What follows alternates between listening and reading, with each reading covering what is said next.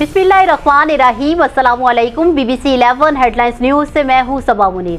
ناظرین، آپ کو اپڈیٹ کرے لاہور سے، جہاں ہمارے نمائندہ خصوصی بلال بلوچ کے مطابق جامعہ پنجاب نے پاکستان تحریک انصاف کے ایم پی اے بلال اصغر وڑائچ کی گریجویشن کی ڈگری جعلی قرار دے دی۔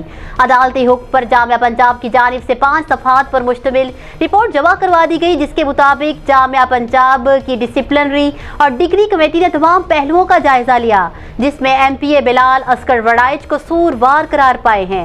رپورٹ کے مطابق ایم پی اے بلال اصغر وڑائچ نے جامعہ پنجاب کو جھوٹی معلومات فراہم کر کے دھوکہ دیا۔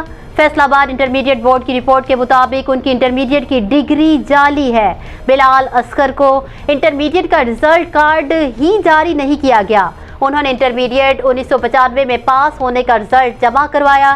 تحقیقات سے معلوم ہوا ہے کہ جمع کروایا گیا رزلٹ کارڈ 1995 کا نہیں، بلکہ 1996 کے سپلیمنٹری امتحانات کا رزلٹ ہے۔ جامعہ پنجاب نے کہا کہ 1996 میں انٹرمیڈیٹ پاس کرنے والا 1997 میں گریجویشن کے امتحان کا اہل نہیں۔ جعلی ڈگری کی بنا پر گریجویشن کے امتحان دینا خلاف ضابطہ ہے۔ ڈسپلنری کمیٹی نے تحقیقات میں موقف سننے کے لیے 8 مرتبہ بلال اصغر وڑائچ کو طلبی کا نوٹس کیا، لیکن وہ پیش نہ ہوئے۔ نیوز اسٹوڈیو سے فی الوقت اتنا ہی۔ مزید تفصیلات اور اپڈیٹس کے لیے دیکھتے رہیے B B C 11 headlines news.